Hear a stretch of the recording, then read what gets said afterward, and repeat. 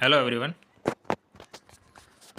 આજનો video PSI men's paper 2 એના વિશે છે કે પેપર 2માં 40% માર્ક્સ કઈ રીતે લાવવા.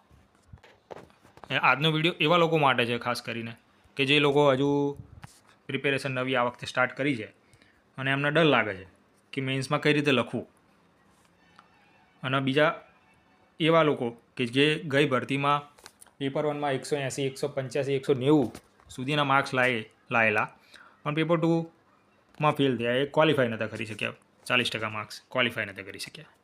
તો એ બંને લોકો માટે છે. તો તમને એમ થતું હશે કે 40% જ લાવવા માટેનો વિડીયો બનાવ્યો કે, તો એનું કારણ એ છે કે પીએસઆઈમાં લાસ્ટ ભરતીમાં જે લોકો લાગ્યા, જેમનું સિલેક્શન થયું છે, એમાં ઘણા બધા એવા છે કે જેમના 40 ને 42 આટલા જ માર્ક્સ હતા પેપર 2માં, 40થી 42, પણ એમના પેપર 1માં સ્કોર સારો હતો. તો પેપર 1ના જોરે એમના સિલેક્શન મેળવ્યું છે. અને બીજી બાજુ એવા ધોરણધરો પણ હતા કે જે મેન્સમાં 60 જેટલા માર્ક્સ લાયા, 60-65ના રેન્જમાં માર્ક્સ લાયા, અને એમના પેપર 1માં સ્કોર 160-65 હતો તો પણ એમનું સિલેક્શન થયું. હવે એ ક્રાઇટેરિયા થોડો બધો નહીં હોય, એટલે એનો મતલબ શું થયો કે આપણે પેપર 1ના દમ ઉપર સિલેક્શન મેળવવાનું છે ટૂંકમાં. અને આ વખતે એક રૂલ બદલાયો છે કે ઓનલી જગ્યાના 20 ગણા જ લેવાના છે. મેન બીજું કારણ એ બી છે કે કેમ 40% જ લાવવા માટેનું વિડીયો. તો તમે ઘણા ખરાએ કદાચ આ વસ્તુ જોઈ નહીં હોય, જે તૈયારી કરતા હશે દિલથી એમને તો જોયું જ હશે, લગભગ આ નોટિફિકેશનમાં વાંચ્યું જ હશે about 20 times the number of vacancies, કે તમે જેટલી જગ્યા, ધારો કે આ વખતે 800 જેટલી આસપાસ જગ્યા છે આજે, તો 800 ગુણ્યા 20 તો 16,000 જણાની જ પેપર 2ની સપ્લિમેન્ટરી ચેક થશે. હવે તમે વિચારો, તમે પેપર 2માં આ વખતે હવો બની ગયો છે કે મેન્સ બધા તો મેન્સની પાછળ પડી ગયા. હવે તમે મેન્સમાં 70 માર્ક્સનું લખીને આવ્યા, બરાબર, અને પેપર 1માં તમે પહેલાં જે 1 લાખ જણા ધારો કે પાસ થયા છે અને 40% ક્વોલિફાય કરી નાખ્યું છે પેપર 1માં, પણ એ લોકો 16,000માં નથી આવ્યા તો કંઈ મતલબ નહીં એ વસ્તુનો, કે એમનું પેપર 2 તો ધૂળ જ ખાશે ને, એ ચેક જ નહીં થાય, એનો કંઈ મતલબ નહીં. એટલે આ વખતે સિલેક્શન ક્રાઇટેરિયામાં આવું હશે તો પેપર 1નું, અને એમાં બી મેથ્સ એન્ડ રિઝનિંગમાં તો બુકા જ બોલાવવાના છે, એટલે જે ખેંચવાનું છે એ પેપર 1માં જ ખેંચવાનું છે. આ સાવ વાસ્તવિક વાત કહું તમને. હા, પેપર 2માં પણ તમારે ક્વોલિફાય કરવું 40% જેટલો તો લાવવા જ પડશે, બાકી તો ઉડી જશો એમાંય. અને ત્રીજું રીઝન એ છે કે મારે ખુદને જ 50% માર્ક્સ આવ્યા છે, તો હું 40% સુધીનું ગાઈડન્સ આપી શકું. 50થી ઉપરનું તો હવે અપાય, પણ એ ભાઈ તમારી મહેનત ઉપર ડિપેન્ડ છે એમ. મોસ્ટલી પેપર 2માં 40થી 60ની રેન્જમાં જ બધા રમતા હશે, એટલે તમે પાસિંગ ક્રાઇટેરિયા 40-45, 40થી 50માં લાવી દો અને પેપર 1માં મહેનત કરી લો તો શક્ય છે કે તમારું પણ સિલેક્શન થઈ શકે એમ, બરાબર.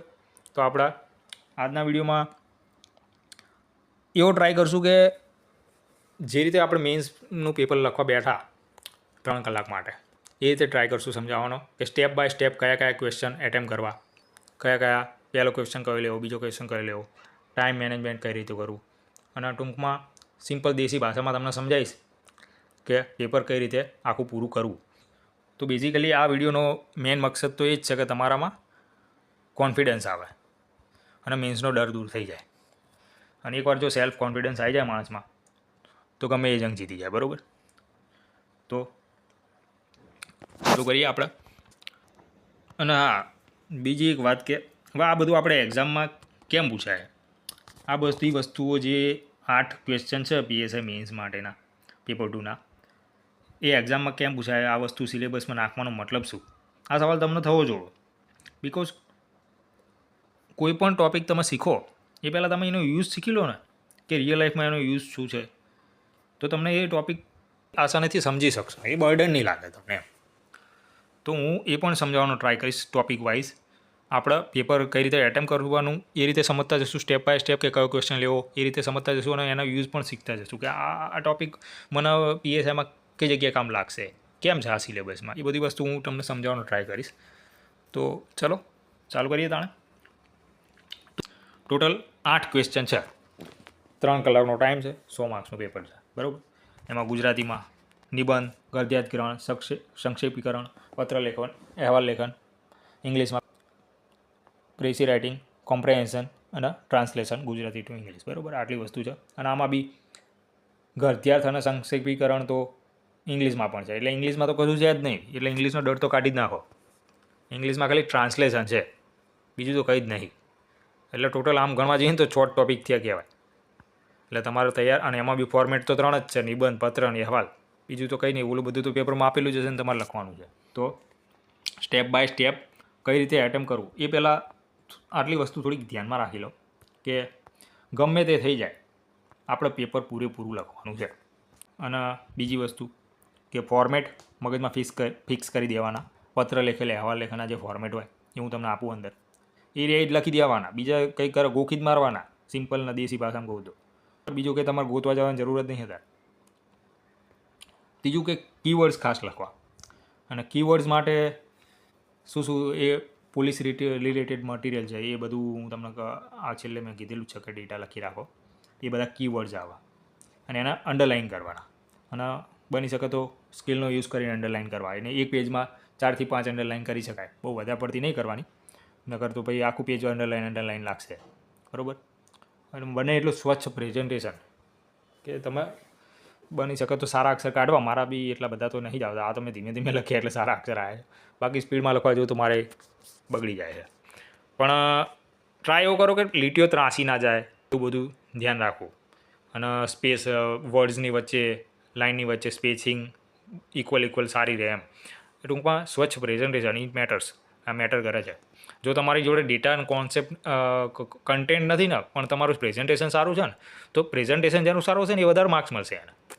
આ બધી વસ્તુઓ ડિપેન્ડ કરે છે. કારણ કે પેપર કેટલાયના પેપર ચેક કરતો હશે તો એને કયું સારું લાગશે? એક ગબડબડિયું લખેલું હશે એ સારું લાગશે કે સારું સ્વચ્છ અક્ષરે લખેલું એ ઓબ્વિયસલી એટલે એ મેટર કરે છે.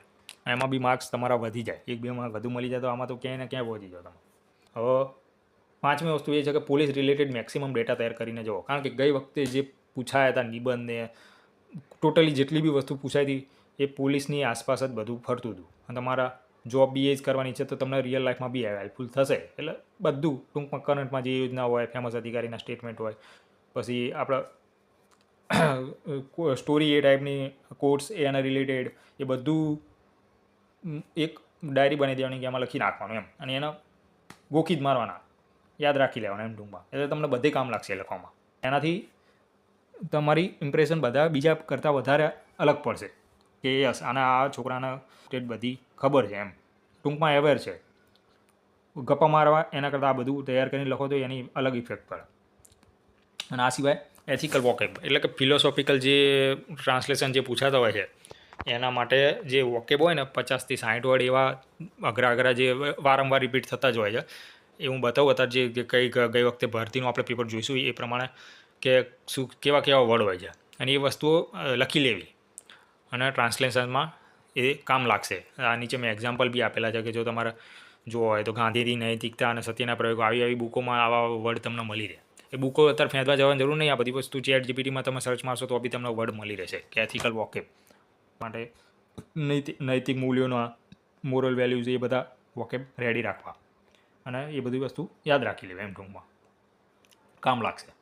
હવે આપણે ચાલુ કરીએ કે પેપર હું એટેમ્પ કરવા બેઠો એક્ઝામ હોલમાં તો સૌથી પહેલાં કયો ચાલુ કરું એમ, કયા ક્વેશ્ચનથી ચાલુ કરું એવું તો થાય જ દરેકને.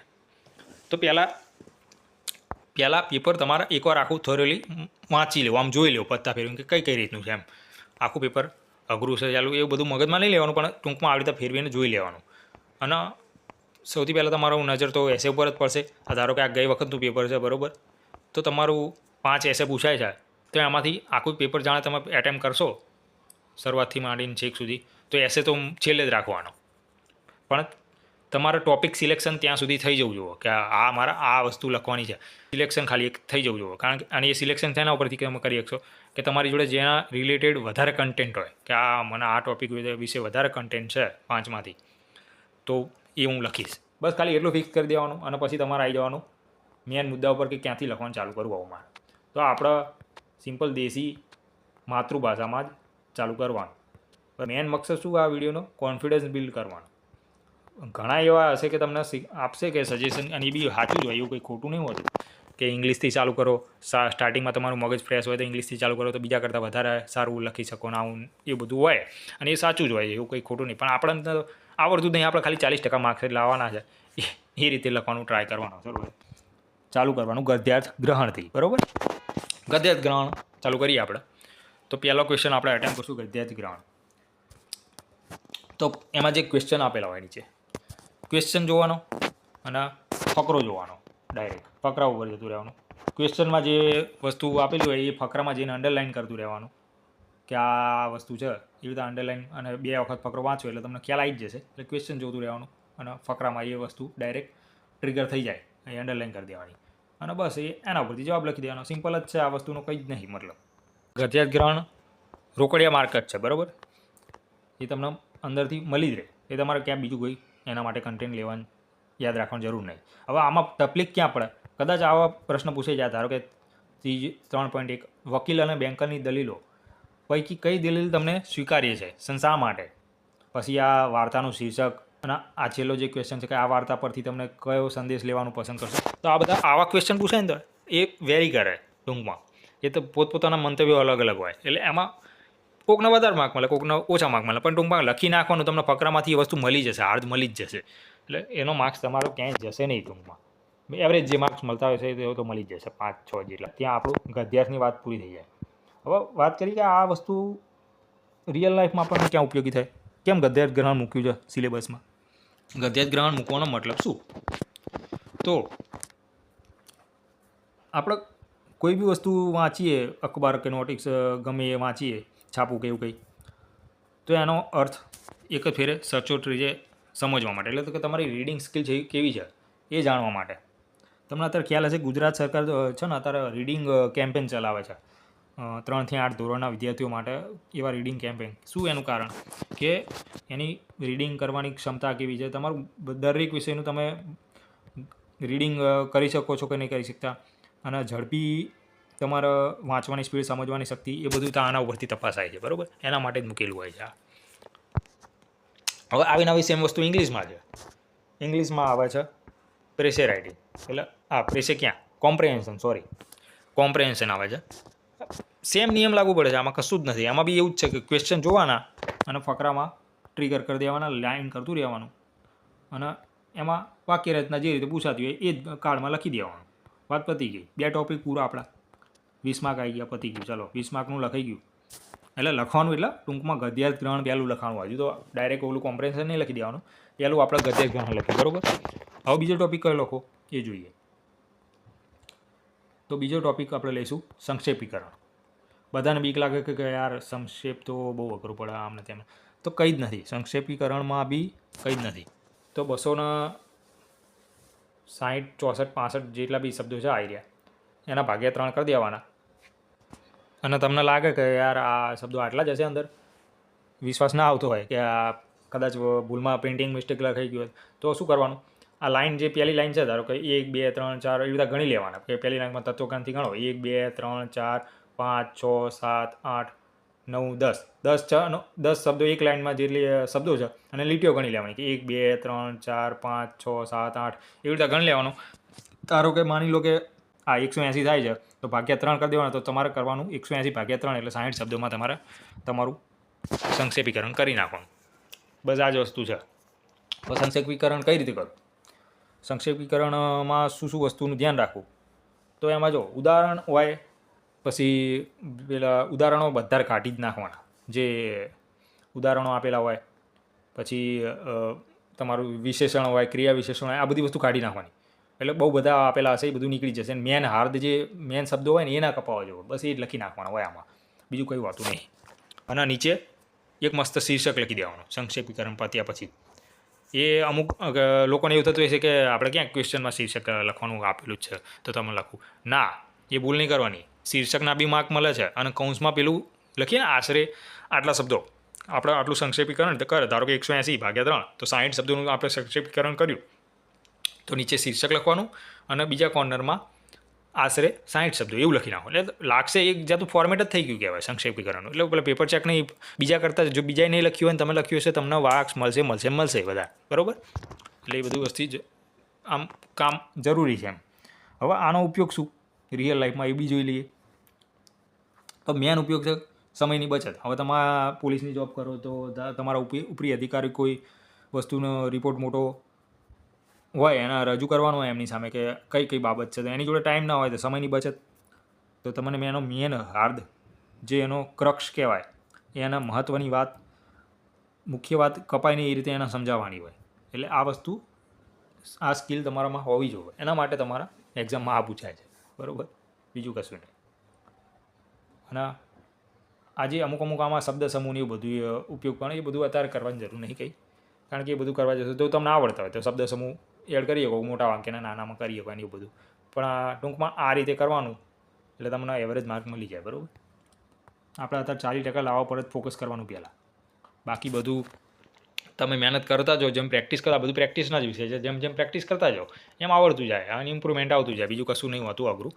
પણ અત્યારે એ પ્રયત્ન હોવો જોઈએ કે આપણે 40% માર્ક્સ ક્રાઇટેરિયાના લીધે ફેલ ના થવા જોઈએ. એટલે ખાસ મેન પ્રયત્ન આપણો એ રહેવો જોઈએ. પછી આગળ તો બીજું બધું થઈ શકે.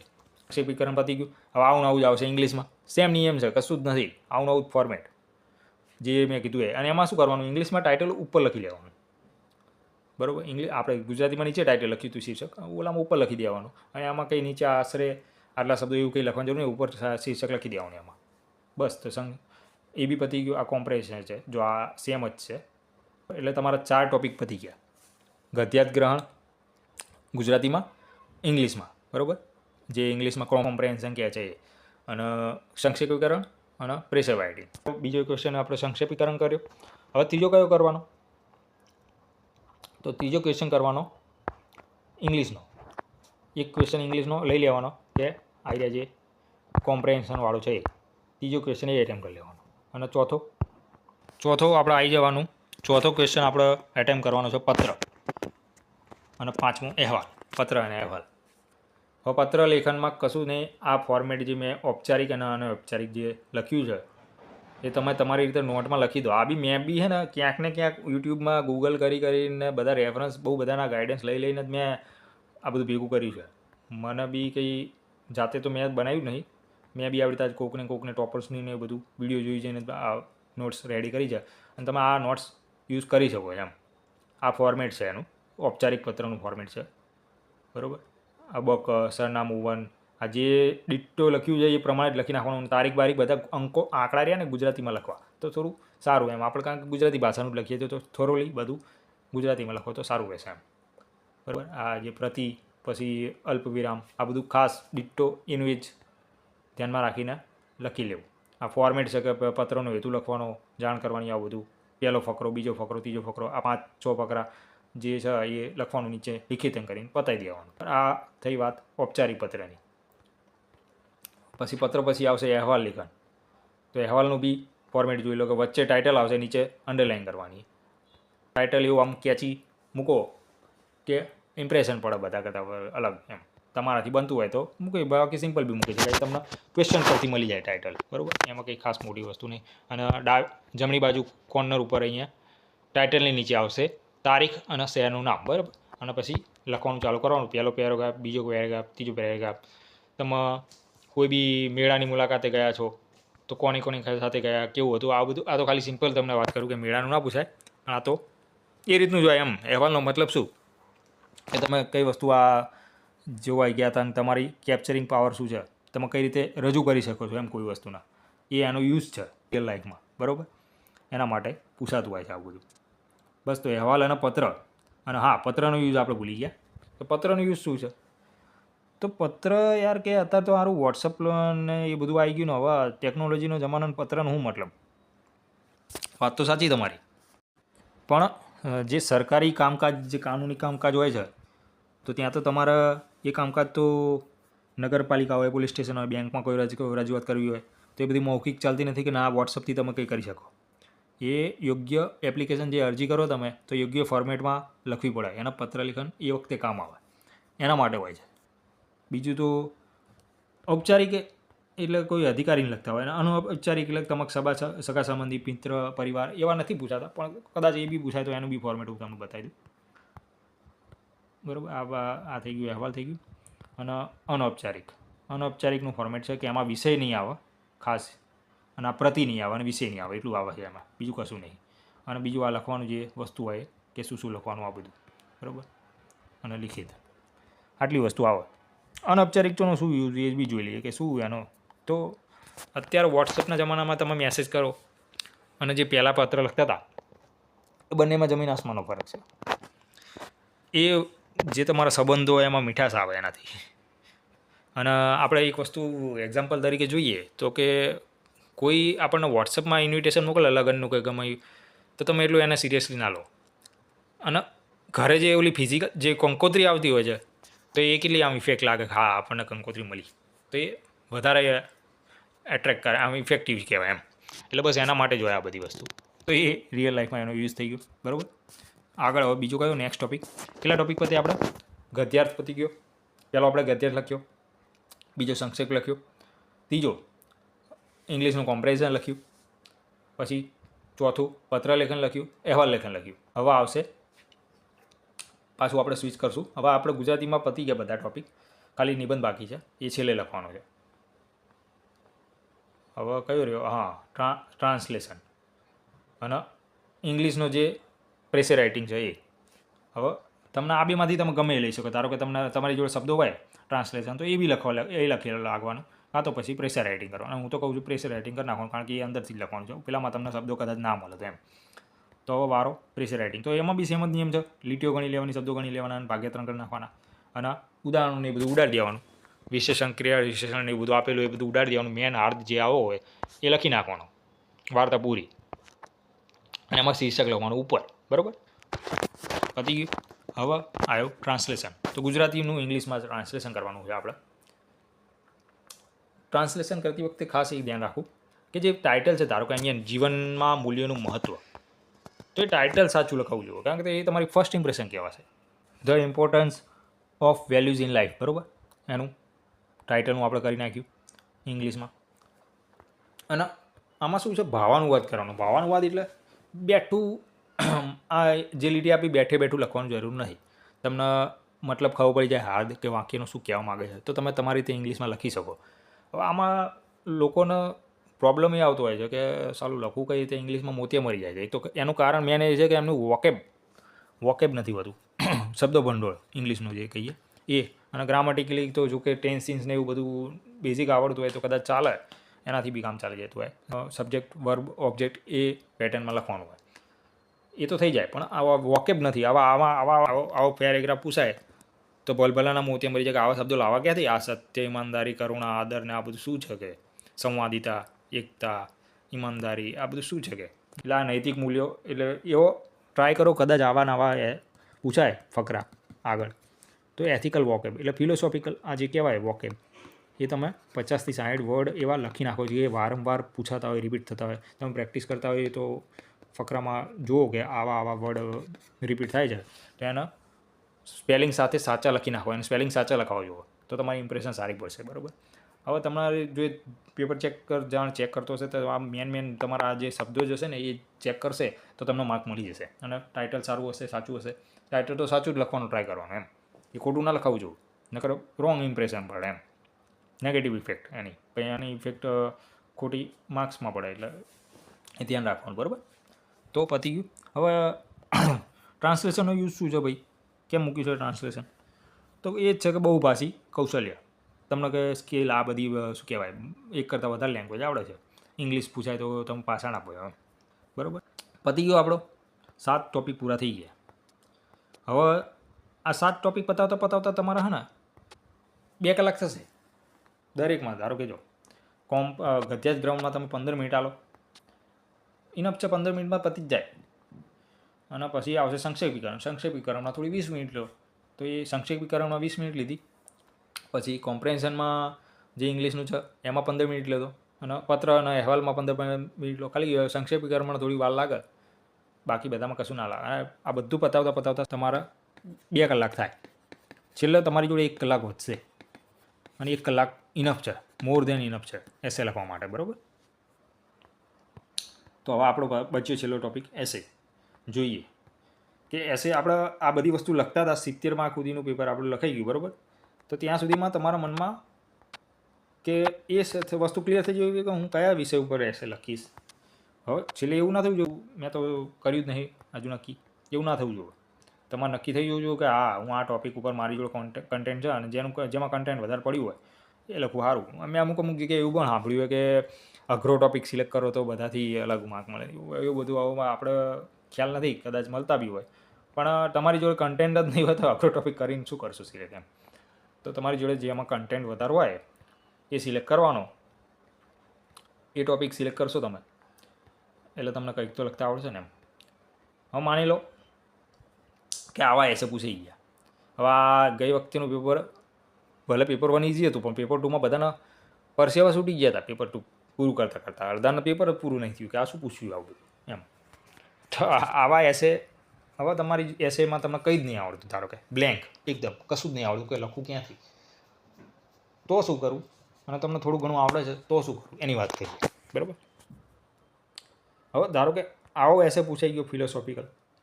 ધારો કે મેં આ એસે એટેમ્પ કર્યો તો કરુણા અને સહાનુભૂતિ પોલીસ અધિકારીને સક્ષમ કરવામાં શા માટે અનિવાર્ય છે, બરાબર. તો આ બધી વસ્તુ કરુણા અને સહાનુભૂતિ આ બે વસ્તુને બ્રેક કરવાના, પહેલાં વર્ડ બાય વર્ડ એક શબ્દો બ્રેક કરવાના. તો પહેલાં એમ વિચારવાનું કે કરુણા એટલે શું છે, સહાનુભૂતિ એટલે શું છે, અને પોલીસ અધિકારીને વળી આની શું જરૂર છે તો કેમ છે, જોઈએ ના હોય તો શું થાય, બરાબર. આ બધું વિચારવાનું. તો એને કહેવાય બ્રેક કરીને કન્ટેન્ટ ભેગું. અને જે બી તમે બ્રેક કરતાં જે મગજમાં વિચારો એ લખતા જાઓ સાઈડમાં રફ પેજમાં. 5 થી 7 મિનિટ તમે આ બધી વસ્તુમાં આવશો તમે લખવામાં રફમાં વર્ડને બ્રેક કરીને પ્રશ્ન પૂછીને, તો એને કહેવાય બ્રેન સ્ટોર્મિંગ. અને એ જ પ્રેક્ટિસ છે અત્યારે જે તમારે એસેમાં પ્રેક્ટિસ કરવાની હોય છે ને એ આની જ કરવાની હોય છે, બ્રેન સ્ટોર્મ. જેટલું બ્રેન સ્ટોર્મ કરશો એ બધું લખતા જશો તો તમારો એનાથી ફ્લો મેન્ટેન રહેશે. હવે વાત ફ્લો મેન્ટેનની તો દૂર રહી, આપણી જોડે કન્ટેન્ટ જ નથી. ધારો કે તમારી જોડે કન્ટેન્ટ જ નથી તો શું કરશો? તો છેલ્લો રસ્તો એ છે કે પહેલાં તો આ બે વસ્તુ કે નિબંધ લખવા માટે કોઈ બંધન ના હોય, એ તમારે ટૉપિક પૂછાય એના ઉપર તમે ગમે એ રીતે લખી શકો. હવે તમારી જોડે કન્ટેન્ટ નથી એની વાત કરી મેં, તો કયો એપ્રોચ? તો પેસ્ટલ એપ્રોચ, PESTEL, બરાબર. આ પેસ્ટલ એપ્રોચ કહેવાય છે. એ પેસ્ટલ એપ્રોચમાં શું કરવાનું? ધારો કે આપણે 4 થી 5 પેજ લખવાના હોય છે, બરાબર. એસેમાં 30 માર્કમાં 300 શબ્દો 350 શબ્દો કરવા માટે. તો અમે પેજ વાઇઝ મેં બી આ ક્યાંક ને ક્યાંક શીખીને જ તમને સમજાવું છું, મારું ઘરનું બનાવેલું નહીં, અંધારામથી નહીં મારતો, એટલે તમને યુઝફુલ થશે ટૂંકમાં. તો પહેલું પેજ ધારો કે આપણે લીધું તો પહેલા પેજમાં 3 પેરેગ્રાફ, બીજા પેજમાં 3 પેરેગ્રાફ, ત્રીજા પેજમાં 3 પેરેગ્રાફ અને ચોથા પેજમાં 3 પેરેગ્રાફ, બરાબર. આ વસ્તુ તમે એકવાર ટ્રાય કરજો, આ રીતે લખવાનું મજા આવશે. તમારી જો કન્ટેન્ટ નહીં હોય તો આવી જશે એમ થોડું ઘણું વિચારશો એટલે. તો પહેલા પેજમાં શું લખવાનું? તો કે ઇન્ટ્રોથી ચાલુ કરવાનું. હવે ઇન્ટ્રોમાં શું લખી શકાય? તો ઇન્ટ્રોમાં બહુ બધી વસ્તુ લખી જાય, સ્ટોરી બી લખી શકાય, કોર્સ બી લખી શકાય, ન્યૂઝ પેપરના જે આર્ટિકલ હોય, હેડલાઇન હોય એ લખી શકાય. અને કોર્સ થોડા રિસ્કી હોય છે, કારણ કે કોર્સ જો તમને આવડતા હોય એના રિલેટેડ પાક્કું કે આના રિલેટેડ જ છે બાકી તો જ લખો, બાકી ના લખવા, કારણ કે એ બહુ રિસ્કી છે. કોર્સ એક તો હોય નાના અને ફટ કરતાં ઇમ્પ્રેશન તમારી નેગેટિવ પાડી દે. જો ચીપકી જાય તો ચીપકી જાય, નકર ના ચોટે એમ. ચોટે તો જ ચોંટાડો, નકર પરાણે નહીં ચોંટાડવાના એને. હવે ઇન્ટ્રો મોસ્ટલી હું સ્ટોરી લખું છું, કાં તો કંઈ ન્યૂઝ આર્ટિકલ લખી દઉં છું, હેડલાઇન એ રીતે સ્ટાર્ટ કરું લખું તો એમ. કોર્સમાં આપણે ચોંટાડતા આવડતા નથી, સિમ્પલ વાત સીધી, એટલે આપણે લખતા નથી, એ રિસ્કી છે કામકાજ. સ્ટોરી સૌથી સારામાં સારી. આપણને બધા નાના હતા ત્યારથી સ્ટોરીઓ સાંભળવાની બહુ આદત, તો પેપર ચેકરને બી એવી આદત હોય, એમને સ્ટોરીઓ ગમતી હોય સાંભળવી, એટલે તમે લખી શકો. એવું કંઈ ને 75 વાર્તા જો સેટ થતી હોય ટોપિકના તો એ બી લખી શકાય. તો સ્ટોરી લખી, બરાબર. સ્ટાર્ટિંગ તમારો ઇન્ટ્રોનો યુઝ શું? તો પેપર ચેકરનું ધ્યાન ખેંચવા માટે, કારણ કે એ બહુ બધાની આન્સર ચેક કરતો હોય, તો એનું ધ્યાન ખેંચવા માટે કંઈક યુનિક લખો એમ, કે આ આપણું પેપર જોવે જ. હવે ચલો આપણે ધ્યાન ખેંચી લીધું સ્ટોરી લખીને, પછી એને લિંક કરો કે આ સ્ટોરી આની જોડે આ જે ટૉપિક આપ્યો છે એમાં કેમ બંધ બેસે છે એમ એવી રીતે લિંક કરવાની. પછી ઓવરવ્યૂ આપવાનો કે આ પેપર ચેકરના આપણા નિબંધમાં શું શું વસ્તુ છે. પેસ્ટલ એપ્રોચ આપણે વાત કરી કે મારા પેપરમાં આ બધી વસ્તુ છે, આ મારા નિબંધમાં આ બધી વસ્તુ છે, આના આ વિષય ઉપર મેં લખ્યું છે, જોઈ લે.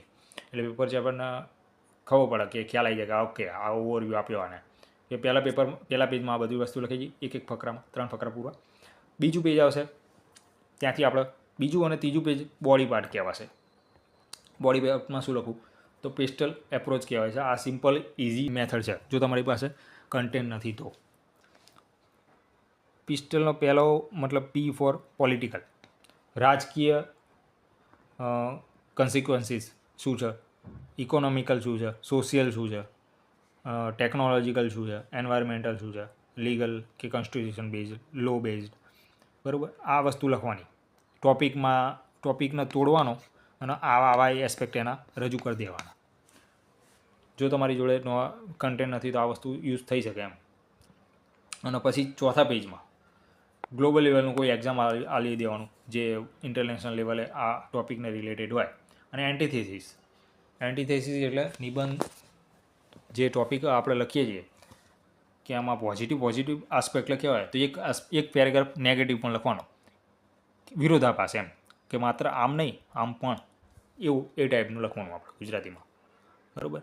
અને કન્ક્લુઝન હંમેશા પોઝિટિવ વે ફોરવર્ડ આપવાનું, નેગેટિવ નહીં આપવાનું કે ખોટી ઇમ્પેક્ટ. કારણ કે અહીંયા છેલ્લે વિરોધ કન્ક્લુઝનમાં એને તો માર્ક્સ ચાલતો હોય એક્સ્ટ્રા. છેલ્લે કન્ક્લુઝન પોઝિટિવ જોઈ જશે તો એના એક્સ્ટ્રા માર્ક મળી જાય, નેગેટિવ હશે તો નહીં મળે.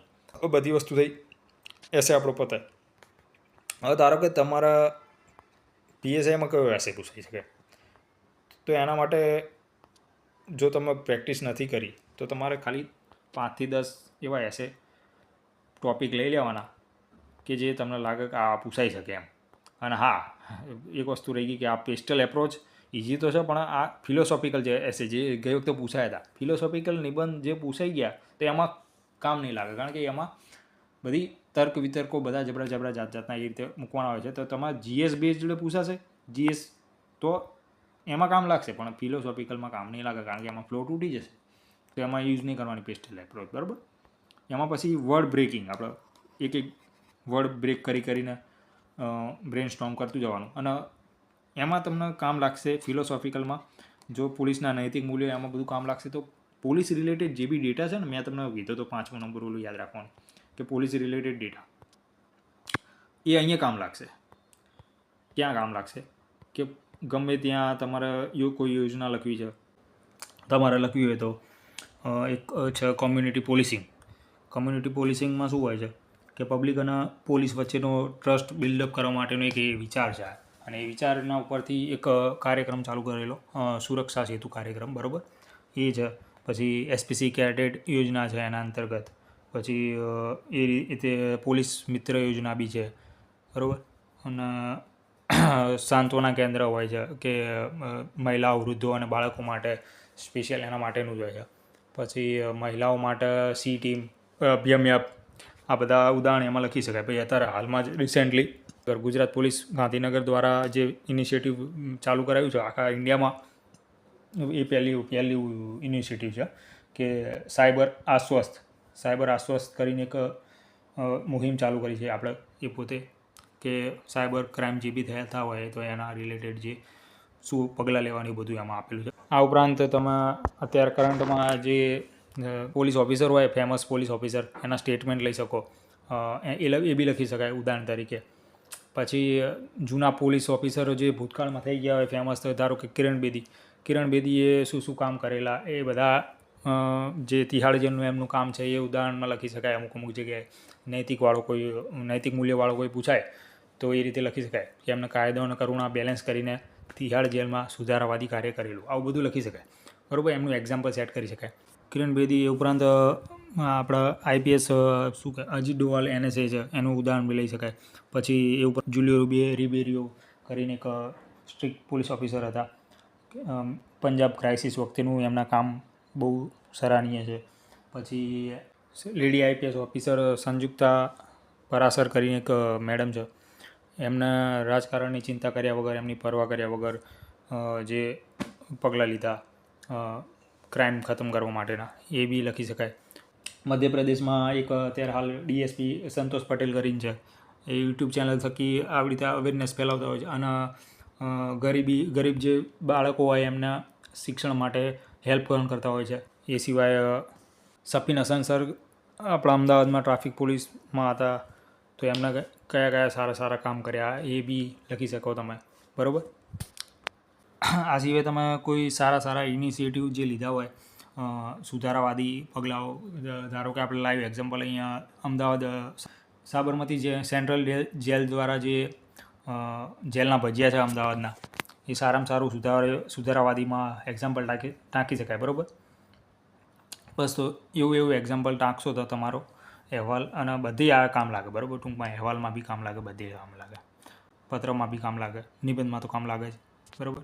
અને એનાથી તમારો બીજા કરતાં તમને વધારે અવેરનેસ વસ્તુ સાબિત થઈ જાય કે તમે કોઈ બી ટૉપિકના પાસ્ટ સાથે અને કરંટ સાથે તમે લિંકઅપ કરી શકો છો. એ તમારું છબી પેપર ચેકરને નજર પડી જાય, બરાબર. હવે ધારો કે તમે નિબંધ લખતા હોય ત્યારે એક વસ્તુનું બીજું એક ધ્યાન રાખવાનું હોય કે ગમે તે જગ્યાએ એમ કે યોજના લખતા હોય તમે સરકારની, તો તમારે ધારો કે અત્યારે સત્તામાં ભાજપ સરકાર છે તો ભાજપ વિશે બહુ ગુણગાન ગા નહીં કરવાના કે આ વાહ ભાજપની તો ઊંચી બહુ એટલું બધું નહીં કરવાનું. આપણે તટસ્થ બહુ બાયસનેસ નહીં બતાવી દેવાની કોઈ બી પક્ષ સાથે, બરાબર. કારણ કે જો પેપર ચેકર કદાચ કોંગ્રેસ પાર્ટીનો ફેન નીકળ્યો તો તમારી પુરવણીનું પ્લાન મને ઉડાઈ મારશે, બરાબર. એટલે ઘસી જોક્સ સાઈડ પણ એ તમને ઘસી કાઢશે, એ તમને માર્ક્સ નહીં આપે. આવું બી થઈ શકે. આવી ટ્રેજેડી તમારી જોડે ના થાય તો ધ્યાન રાખવું. તો આવું બહુ બાયસનેસ નહીં બતાવી દેવાનું, તટસ્થ વ્યૂ આપવાનો તમારો. ઇન ધ સેન્સ કે એવું કહી શકો આપણે કે આપણા દેશમાં સૌથી સર્વોચ્ચ કાયદો કયો છે, તો બંધારણથી ઉપર આપણા દેશમાં કંઈ જ નથી. તો બંધારણના કેન્દ્રમાં રાખીને તમે એની આજુબાજુ વ્યૂ આપી શકો, બરાબર. એ ચાલી જાય. એમાં તમે કંઈ કોન્ટ્રોવર્સીમાં ના ફસાવો. તમે કોન્ટ્રોવર્સીથી બચવું હોય ને તો બંધારણને લાવી દેવાનું વચ્ચે બધે, બરાબર. તો એ બધી વસ્તુ એક્ઝામ્પલ તરીકે કામ લાગે. એ દરેક જગ્યાએ કામ લાગે. તમને નિબંધમાં બી કામ લાગે, અહેવાલમાં બી કામ લાગે, પત્ર લેખનમાં બી કામ લાગે, બરાબર. હવે આ બધી વસ્તુઓ તમે જાણે લખો ને તો આ બધા કીવર્ડ્સ કહેવાય એક જાતના, બરાબર. તો કીવર્ડ્સ હોય ને એને અંડરલાઇન કરવાનું મેં તમને કીધું હતું કે કીવર્ડ્સ હોય એને અંડરલાઇન કરી દેવી. તો હવે અંડરલાઇન પાછું પત્રલેખનમાં અંડરલાઇન નહીં કરવાની, એમાં થોડું અવોઇડ કરવાનું. પત્રલેખનમાં અંડરલાઇન નહીં કરવાનું એનું મૂળ કારણ એ છે કે એમાં એનું ફોર્મેટ બદલાઈ જાય આખું, બરાબર. દેખાશે નહીં ફોર્મેટ. અને ધારો કે જો પત્રલેખનમાં એવું પૂછે કે તમને કોઈ સૂચનો, ધારો કે તમને કોઈ for example cyber crime awareness માટે શું તમે પગલાં લેશો એવા સૂચનો આપો, એવું કંઈ પૂછે પત્રલેખનમાં અધિકારીને, તો તમારે એમાં સૂચનો દર્શાવવા હોય તો તમને પાકા આવડતા હોય તો તમે અંડરલાઇન કરી શકો એમાં, બરાબર. તો ધારો કે કોઈ એક્ઝામ્પલ લઈએ આપણે કે આ રહ્યો સાયબર ક્રાઇમ અવેરનેસનું લઈ લઈએ, એમાં કયા સૂચનો આવી શકે. તો લોકલ લેવલ ઉપર સ્કૂલ, કોલેજ, સોસાયટીમાં તમે જનજાગૃતિ કાર્યક્રમ ચાલી શકો, બરાબર. પછી પોલીસની ટીમ, ધારો કે ગુજરાત પોલીસ વિભાગની જે પોલીસ વિભાગ હોય છે એનું યુટ્યુબમાં ચેનલ બનાવીને પછી ઇન્સ્ટાગ્રામ, ફેસબુક આ બધા માધ્યમો થકી જ્યાં યુથ વધારે હોય છે, એમ યુથનો માસ વધારે હોય છે ત્યાં જોતા હોય છે, તો એ તમે ત્યાં અવેરનેસ માટેના વિડીયો મૂકી શકો, એ બધું મૂકી શકો. એનાથી પછી ગ્લોબલ લેવલ ઉપર કઈ રીતે કરી શકો, તો ફોર એક્ઝામ્પલ આપણે જે જેઠાલાલ સિરિયલ તારક મહેતા કા ઉલ્ટા ચશ્મા જે શો આવે છે, તો એ ફેમિલી શો છે, એટલે લગભગ મોટાભાગનો માસ જોતો હોય છે, બરાબર, ઇન્ડિયામાં. તો એના થકી તમે સ્પ્રેડ કરી શકો એમ સાયબર અવેરનેસ વધારે ને વધારે. અને સૌથી છેલ્લું તો તમારે પોતાનું જ ચેતો નર સદા સુખી એવું પણ લખી શકો. એટલે ગમે તે વસ્તુમાં તમે પોતે જાણકાર બનશો, જાગૃત બનશો, એ જ જરૂરી છે, બરાબર. આવું બધું તમે લખી શકો. પછી અહેવાલમાં ક્રિએટિવિટી બી કરી શકો. ક્રિએટિવિટી ઇન ધ સેન્સ કે ટ્રાફિક રિલેટેડ પૂછાય તો તમે ટ્રાફિકનો કેમ્પેન હેલ્મેટ આકારનો બનાવ્યો તો આ બધી ક્રિએટિવિટી કહેવાય એમ, કે આ બધું તમે એડ કરી શકો તમારી રીતે, ઇમ્પ્રેશન પડે એમાં બી અલગ, બરાબર. તો બસ એ જ છે. હવે આમાં તમે 5 થી 10 એવા ટૉપિક લઈ લો કે જે પોલીસ રિલેટેડ હોય, ત્યાંનું ડેટા યાદ કરી લો કે બોડીમાં લખવા આ વસ્તુ હું લખીશ, અને એના 3-4 વખત પ્રેક્ટિસ કરી લો કે હા આ રીતે તો તમારી પ્રેક્ટિસ થતી જશે, એમ લખતા જશે, એટલે તમારું ટૂંકમાં પેજ કોરા નહીં રહે, 4 થી 5 પેજ ભરાઈ જશે. અને ટ્રાય કરો કે ચેકમ ચેક ઓછું થાય, લીટીઓ ત્રાસી ના જતી રહે. અંડરલાઇન જો ખાસ કીવર્ડ્સ કર્યા હોય તો એને અંડરલાઇન કરવા, આ બધી વસ્તુ મેટર કરે છે. ઓકે, તો આ રીતે તમારું પેપર પૂરું થઈ જશે. કશું જ નથી, 40% માર્ક્સ લાવવા કશું જ નથી, આસાન જ છે એમ માનીને પેપર હાલવાનું. અને આ રીતે સ્ટેપ બાય સ્ટેપ મેં કીધું એ રીતે લખવાનું. હવે આ જો મેં ઇન્ટ્રોડક્શન અને કન્ક્લુઝન માટે કેમ અલગથી લખ્યું છે, તો ફર્સ્ટ ઇમ્પ્રેશન પેપર ચેકરને તમારામાં ચેક કરવા માટે લાવવા માટે સ્ટોરીઓ, કોર્સ તો નહીં જ લખવા, હું તો કહું છું, સજેસ્ટ કરું કે કોર્સ તો જો ફિટ થતા હોય તો જ લખવા, બાકી નહીં લખવા. હું તો સ્ટોરીથી જ ચાલુ. અને સ્ટોરીને એ બધું તમે કોઈ બી ટૉપિક હશે ને, ધારો કે અહીંયા પૂછાય છે આ બધું કાયદો અને લો એન્ડ ઓર્ડર છે, ધારો કે કાયદો અને કરુણા છે, આ બધા ટૉપિક તમે ChatGPTમાં જઈને લખશો ને તો એનો કન્ટેન્ટ આવી જશે લખી. તમે ChatGPT એનો યુઝ કરો ભરપૂર આમાં કે આનું હું ઇન્ટ્રો કઈ રીતે લખું, તો તમને બનાવીને જ આપી દેશે સ્ટોરીઓ. તો તમે એવી સ્ટોરીઓ યાદ રાખી લો. ધારો કે કોઈ એક ટૉપિક છે કે કાયદો અને નૈતિકતા, આ બેનું મહત્ત્વ, બરાબર, આવું કંઈક પૂછાયું તમને. તો હવે કાયદો અને કરુણા આવું પણ હોય, તો આ બંને વસ્તુમાં તમારે સ્ટોરી લખવી તો કઈ રીતે લખી શકાય. ધારો કે એક સ્ટોરી હું તમને કહું અત્યારે કે આપણે એસએસ ચાલુ કરીએ કે મધરાતે પોલીસ પેટ્રોલિંગ દરમિયાન પોલીસ અધિકારીની નજર દુકાનનું એક તાળું તોડતા એક માણસ પર પડી અને એને પકડ્યો અને તપાસ કરતાં જણાયું કે એ માણસ એને બ્રેડનું પેકેટ ચોર્યું હતું. હવે આ વસ્તુ થઈ તો ચોરી જ, તો કાયદાની દ્રષ્ટિએ તો ચોરી જ કહેવાય, પણ નૈતિક મૂલ્યો, એના જે અંતરાત્મા શું કહે એને કે આરે ચોરી કરી, પણ શેના લીધે ચોરી કરી, એને દાનત શું હતી, તો એનું બાળક એનું ભૂખ્યું હતું, એના માટે એને ચોરી કરી હતી, બરાબર. તો આ વસ્તુ આવી ગઈ નૈતિકતામાં આવી ગઈ. તો હવે એ પોલીસ અધિકારીના મનમાં ઘમાસાણ યુદ્ધ ચાલુ થઈ જશે કે શું કરું મારે એમ. અને પોલીસની ડ્યુટી આ જ છે કે શું કરવું એમ. હવે આવું નવું એક્ઝામ્પલ બીજું બી આવી શકે કે કોઈ ગાડી ફૂલ સ્પીડમાં જાય, ટ્રાફિક સિગ્નલ તોડીને જતી રહે છે, બરાબર. તો હવે એને પકડે છે તો પકડતા ખબર પડે છે કે એક માણસ છે, એની વાઈફ પ્રેગ્નન્ટ છે, તો એને દવાખાને અત્યારે ઇમરજન્સીમાં લઈ જવાની છે. તો આવી જગ્યા પણ પોલીસને વિચારવું પડે છે કે કાયદોને મહત્ત્વ આલું કે નૈતિક મૂલ્યને મહત્ત્વ આલું. તો આ બધી પડકારજનક સ્થિતિ, તો આ બધી સ્ટોરીઓ ટાંકી શકાય એમ સ્ટાર્ટિંગમાં. અને પછી એના રિલેટેડ લખતું જવાનું કે હા કાયદાની વ્યાખ્યા શું હોય છે, પછી નૈતિક મૂલ્યોની વ્યાખ્યા શું હોય છે, કાયદો ઉપરી છે કે નૈતિક મૂલ્યો ઉપરી છે, એ બધું તમે લખી શકો. અને કન્ક્લુઝન હંમેશા વે ફોરવર્ડ મેં કીધું, તો આ બધી બોડી પાર્ટ પછી તમે વે ફોરવર્ડ જ્યાં લખશો. હવે ધારો કે આ કાયદો અને કરુણાનું તમે વે ફોરવર્ડ કઈ રીતે હાલશો. હવે એ માણસ જે બ્રેડનું પેકેટ ચોરતા પકડ્યો, તો એને સજા કરશે એ પોલીસ અધિકારી, સજા કરશે કે પછી એની ઉપર દયા ખાશે. તો એવી પરિસ્થિતિ પેદા થાય તો એ એક પોલીસ અધિકારી શું કરશે એમ. જો એ કાયદાનું પાલન કરે તો એ કડક કહેવાય કે આ યાર આટલો બધો સ્ટ્રિક્ટ તો કાયદાને ના રહેવાય કે નિર્દોષને સદા મળી જાય એમ. હું તો એની દાનત તો ખોટી નથી ને એમ, એનો આશય શું, ચોરીનો આશય તો ખોટો નહોતો ને, એને એના બાળકનું પેટ ભરવા માટે જ કર્યું હતું. તો આવી પરિસ્થિતિમાં એ પોતાની પાસેથી જે પૈસા હોય એમાંથી એને ખાવાનું આપી શકે. આ રીતે પોતાનો અંતરાત્માનો અવાજ એને સાંભળવો પડે. અને એ ઇતિહાસ એવા માણસને જ યાદ રાખે છે, એવા અધિકારીને જ યાદ રાખે છે, બરાબર. આવી જે પરિસ્થિતિ ઉત્પન્ન થાય ને એમાં નિર્ણય જે તમે જો લો એના ઉપર જ તમારી ઇમેજ બનતી હોય છે. અને બીજી તરફ કે આપણે કોન્સ્ટિટ્યુશનમાં શું લખાયું છે, બંધારણમાં શું લખાયું છે. પોલીસના કાયદાથી પણ ઉપર છે બંધારણનો આપણો કાયદા, બંધારણના અનુચ્છેદો એ લખી શકાય. તમે કન્ક્લુઝનમાં એ લખી શકાય કે છેવટે બંધારણમાં આ લખાયું છે, તો એના રિલેટેડ ટાંકીને પોઝિટિવ વે ફોરવર્ડ આપી દેવાનું, વાત પતી ગઈ, બરાબર. તારે તમારો એસે પતી ગયો, તમારા 8 ફોર્મેટ પતી ગયા. 3 કલાકમાં આ પેપર પતાવું કહી દઉં, સહેલું. પ્રેક્ટિસ કરો તો કશું જ નહીં, 40% તો આવી જ જાય. મેન વસ્તુ તો તમારું શું છે, આ જો મેં શું લખ્યું છે અહીંયા, પેપર 1ના રોકડિયા માર્ક્સ, જનરલ સ્ટડી 200 માર્કના જે MCQ છે તમારા, ખાસ તો ખેંચવાનું એમાં જ છે. તો એમાં જ મહેનત કરો. પેપર 2માં ખાસ એટલો પ્રયત્ન કરો કે પેપર 2માં તમારા એના લીધે તમારું ફેલ ના થવાય, એના લીધે, બીજું કશું નહીં, આટલું જ. અને આ વિડીયો બનાવવાનો મકસદ તમારો કોન્ફિડન્સ બિલ્ડ કરવાનો કે તમે પેપર લખવા બેસો તો કઈ રીતે સ્ટેપ બાય સ્ટેપ લખો. બરાબર. હવે બધાના યુઝની વાત કરીએ આપણે, નિબંધના યુઝની વાત ના કરી. તો નિબંધનો કેમ યુઝ છે એમ, તો નિબંધમાં બધું આવી જાય. તમારો શું કહેવાય ભાષા પર પ્રભુત્વ, પછી તમે કોઈ બી એક ટૉપિક આપ્યો હોય તો એને કઈ રીતે કેટલા એંગલમાં કયા કયા આસ્પેક્ટના દર્શાવો એના ઉપરથી તમારું નોલેજ સાબિત થાય.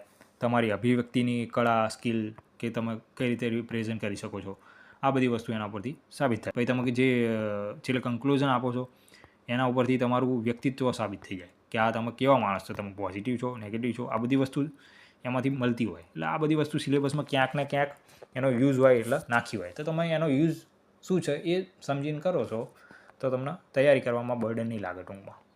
ઓકે, તો આટલે રાખીએ. પતી ગયું, બહુ લાંબો વિડીયો થઈ ગયો. હવે એટલો બધો વિડીયો બી કોઈ જોશે બી નહીં એવું લાગે છે મને, પણ કંઈ વાંધો નહીં. ટ્રાય કરજો આ રીતે સ્ટેપ બાય સ્ટેપ, તો તમારું 40% તો આવી જ જશે એમ. આ વિડીયોમાં મેં ઓનલી બધી વસ્તુ જે બેઝિક પાસ થવા માટે જેટલી બેઝિક જરૂરી છે ને એટલી જ વસ્તુ સમજાય છે, બરાબર. બાકી તો જો નિબંધ ઉપર હું વાત કરવા જાઉં ને 2 કલાક બી ઓછા પડે એમાં, કારણ કે એટલા બધા ફેક્ટર મેટર કરતા હોય છે એમાં એમ. પણ મેં પહેલાં બી કીધું એમ કે આ પેપરમાં ગમે એટલી મહેનત કરશો તો બી પબ્લિક 40થી 60ની રેન્જમાં જ ફરતી હશે. એટલે તમારે પેપર 1 ઉપર ફોકસ રાખવું જોઈએ બસ. કારણ કે આ વખતે રૂલ બદલાયો છે એટલે કોમ્પિટિશન બધી પેપર 1માં જ રહેવાની. કારણ કે તમારે પેલા 16,000માં આવવું પડશે, પછી તમારા પેપર ચેક થાય એવું હોય, બીજું કશું નહીં. આમાં કેવું છે, બીજા બધા ટૉપિક તો બરાબર છે, છતાંય પણ તમને એવું લાગે હજુ કે મારે હજુ પેપર 2માં કાચો છું ને મહેનત કરવી છે, તો તમે શેમાં કરી શકો. જો બીજા બધા ટૉપિક જે છે નિબંધ સિવાયના, એમાં તો બધાને એવરેજ એટલા જ માર્ક્સ આવવાના. તો ખાસ જે સ્કોપ છે માર્ક્સ ખેંચવાનો એ નિબંધમાં છે. હવે તમે એવા નિબંધો 10 જેટલા રેડી કરી લો કે જે પૂછાવા લાયક હોય, એવા મોસ્ટ આઈએમપી, એના રિલેટેડ થોડો ડેટા કલેક્ટ કરી લો. પોલીસ રિલેટેડ ડેટા મેં કીધું એ.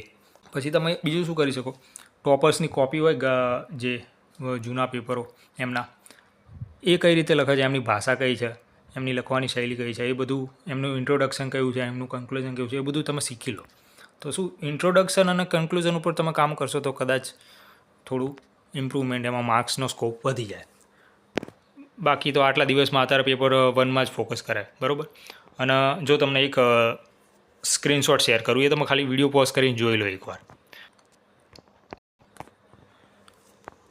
વિડીયો પોઝ કરીને એકવાર આ સ્ક્રીનશોટ જોઈ લો તમે.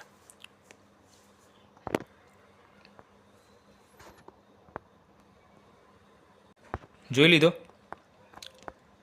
ભેંસ કી પાઠશાલા, નામ અજાણ્યું તો નથી, બરાબર. તૈયારી કરતાં એમને બધાને જ ખબર છે કે આ કોનું છે. બકુલ પટેલ સરે આ વસ્તુ કીધેલી છે. હવે વિચારો તમે, બકુલ પટેલ સર જેવા લેજન્ડ માણસો આવી વાત કહેતા હોય તો એને નકારી તો ના જ શકાય. તો બસ એ રીતે જ તમારે પેપર 1ના રોકડે માર્ક્સ હોય એટલે એમાં જ ફોકસ કરાય, બરાબર. ચલો હા, એન્ડ કરીએ વિડીયો. જય માતાજી, જય હનુમાન દાદા. Thank you, best of luck.